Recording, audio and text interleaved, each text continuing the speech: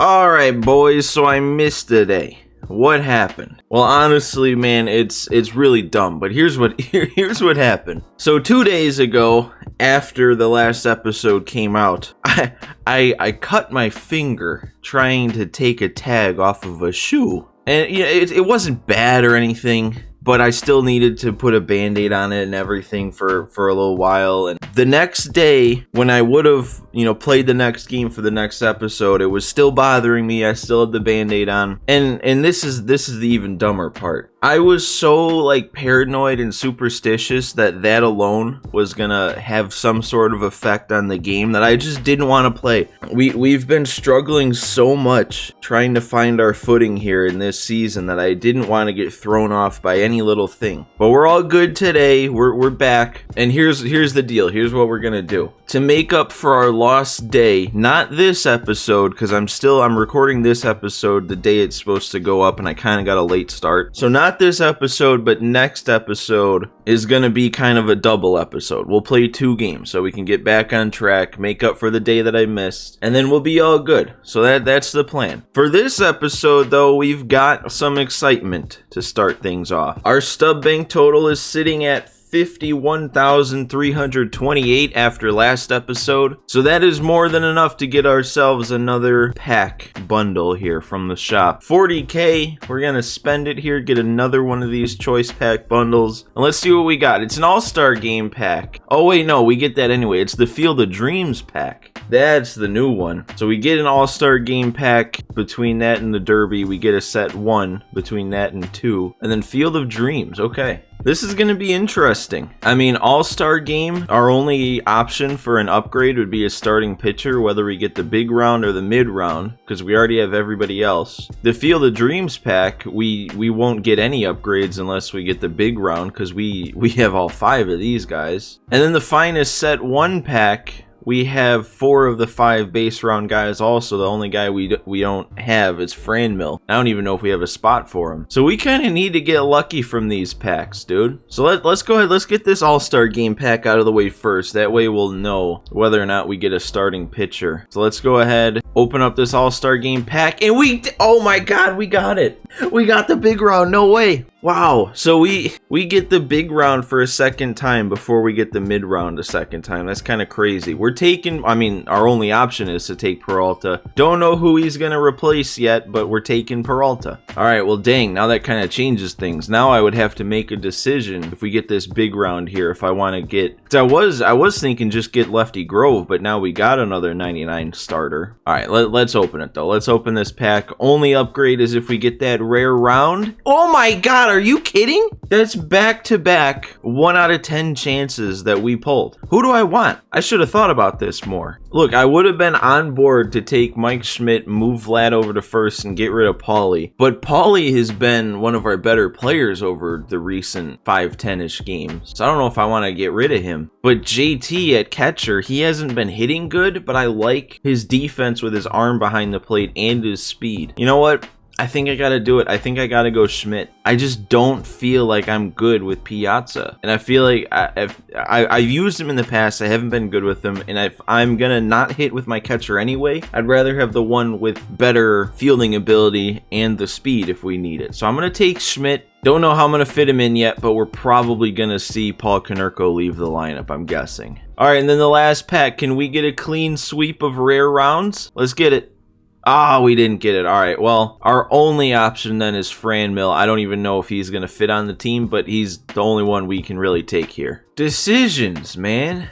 Decisions. We got to make a decision for all 3 of those new guys. None of them are easy. Right now, in our starting rotation, we've only got 2, true 99 overalls. And if I'm being honest, just with how both of them have played versus how these other 3 have played, these are the first 2 I want to get rid of. I mean, the sample size on Cease is still relatively low, and it's not like he's been bad. Woodruff, on the other hand, we've gotten a decent enough sample size here, and he is not held up. I mean, a lot of this is just from one start. And like, I know Peralta's good because he was in my main rotation for a big chunk of the year over on my main account, and he was pretty good for me. But like, if I compare him to Woodruff, you can't look at those attribute comparisons and say that I should be putting in Peralta over Woodruff. Like, that just, I feel like you just can't make sense of that. You know, a lot of people would look at this and say it's an easy decision, get rid of Porcello, but there is no part of me that is planning on taking Porcello out of this rotation anytime soon. He's just too good. And it's not even a joke at this point. I'm not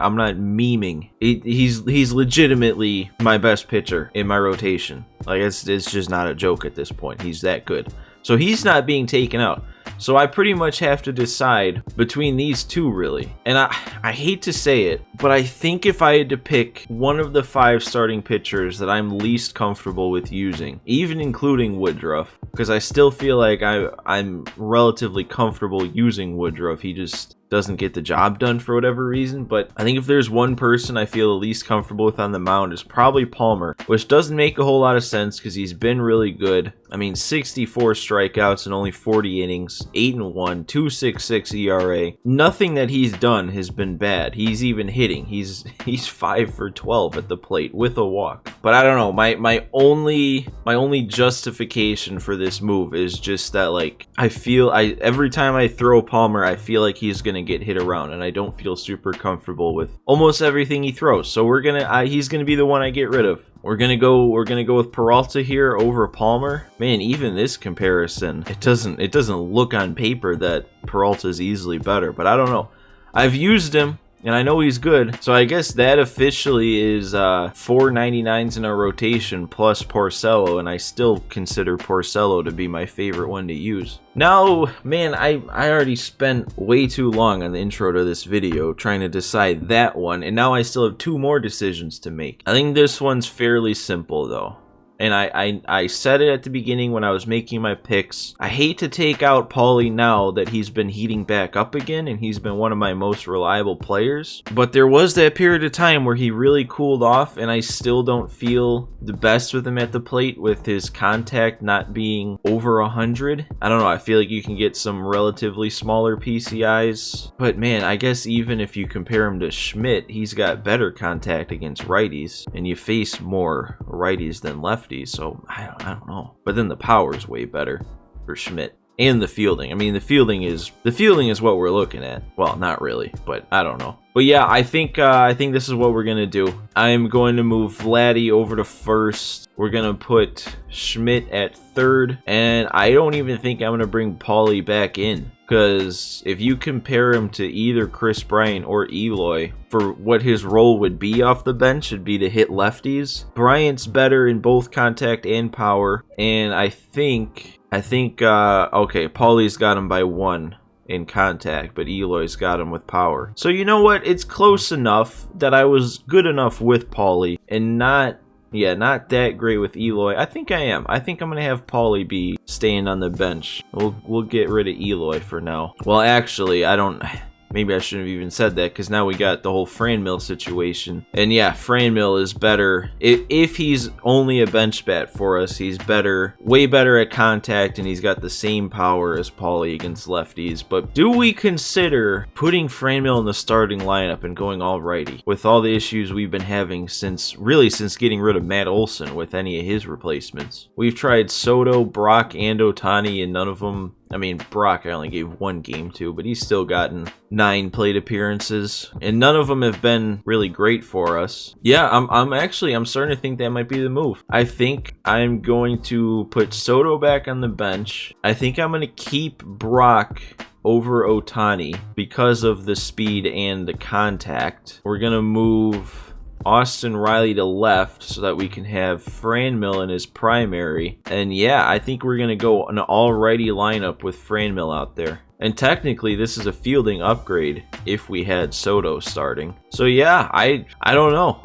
I don't really know how to feel about this, but this is going to be, for this game, 3 of our starting 9 are going to be brand new players. Well, this was definitely a lot longer of an intro than I hope to ever have again, honestly. But we got to refocus, get back into the winning mindset here, because we just have to win. That's the bottom line. It is getting way too late to be losing with the rating we have. 751, we gotta bump that up. Gotta get past this little roadblock here. I don't know how to feel today, because we have been slumping really bad on this account lately. But on my main account, I've been playing fine. So I'm hoping we can bring that over here. We gotta face Chris Sale. I have not faced him that much at all. This guy's got a lot of time in the game. Wow. He's got cool jerseys too.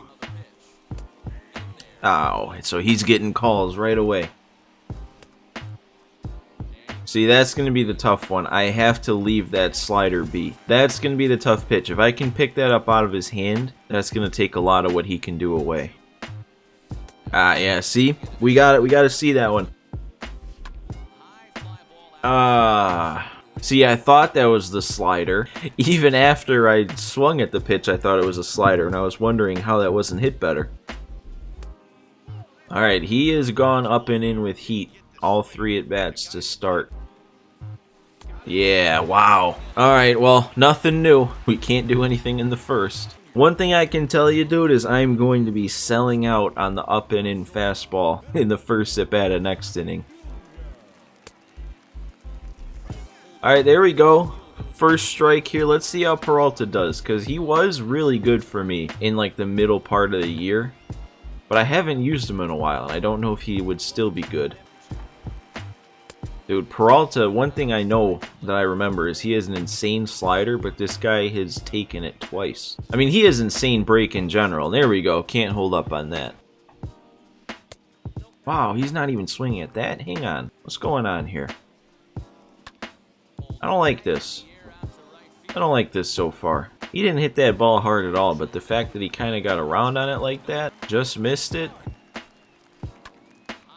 There's another one that he probably just barely missed. Franmil's getting some work out there already. Now we get to see what he can do at the plate. And like I said, I am completely selling out for the up and in fastball. If he throws it here, I'm probably going to be way out in front of it, actually. Ah, he threw it low. Oh, Franmil. That's going to get... Oh, no, it's not. He laid out. That'll be a double then. Right? Okay, yeah, Franmil's in there. That's good to see. Our new guy. The one I was unsure of. Ah, that was not good. He would have gotten the call on that, too. We were up 3-0 in that count, and I let him get back into it. Austin Riley, where are we? Franmil. We got a score on that hit, man. Why are we waiting around at second? JT! Proving me right for not getting rid of him for Mike Piazza. Perfect, no doubt shot. 3-0 lead in the second? Are we off to a hot start? What is this? No way he's out of here. Is he out of here? He's out of here! Wow! One swing, and he just couldn't handle it. We're up to 778 now, just like that. If there's one thing I'm glad about, though, from this guy, is at least he waited until the ball landed and then paused the game and quit, rather than dashboarding while it was still in the air. Big props to this guy for doing that. Quitting the right way, if you want to call it that. So here's the thing, though. Normally, this would be a situation where we'd play a second game, but I feel like since I was so indecisive and everything, this video is already like a normal length anyway. And since I said no matter what, I was already planning on playing 2 games in the next one, then, you know, we'll just play 2 games in the next one. Makes sense to me, at least, so hopefully it makes sense to you guys. Also, part of it is because I still got to get this video up today. And if I play another game, I'm not even going to be done recording until almost 5. So I think we'll just call this episode there. We'll tally up some stubs, see if we get any packs, and see what we got. Alright, we did pretty good stub-wise here for how short of a game that was. We got 3 runs, which is good for 1,500 stubs. 7 total bases, which is good for 1,750. But then I struck out twice, so that's minus 200. We didn't allow a run, which is good for 3,000. We didn't allow a hit, which is good for 3,000. I struck him out the 1 time, so that's 250. And then we don't consider that a complete game. because we didn't make it to 3 innings pitched for Peralta. But then we got the win for 1,500, the quit for 1,500, and that is it. So our total for the episode is 12,300, which, yeah, that's a solid amount for only playing, you know, an inning and a half or not even. So we get 1 headliner bundle out of that. We send the remaining 2,300 to the bank. And these headliners look pretty solid, actually. They're all relatively late. Set 28 is Austin Martin. Okay, he probably wouldn't have a spot, but he'd be nice to sell. We don't get him, though. It would be nice to get somebody big to sell, and then we could just, you know, right away get another 40,000 stub bundle. Mad Bum out of 32. We already have him, so he wouldn't be an upgrade. Nothing but silvers again, or silvers and bronzes. And then the last pack, set 35, is Bregman, so I guess in the end these weren't good headliners, because none of them would have actually been upgrades to the team. Very few possible upgrades to the team from headliners, but there's still a couple out there, and that's the reason I still want to open them. So yeah, we get a gold, couple bronzes, nothing crazy out of these packs. And yeah, that's where we're going to end this one. So pretty solid episode. I mean, I know there wasn't a ton of gameplay, but in terms of what we got the win, which is huge. That's the biggest thing we got. But then also we got 3 new players, 3 new starters. So guys, make sure you stick around, make sure you hit that sub button so you don't miss the next one, because that'll be, like I said, a kind of a double episode. We'll play 2 games pretty much no matter what happens. But I hope you guys enjoyed this one. Thanks for watching, and I will see you next time.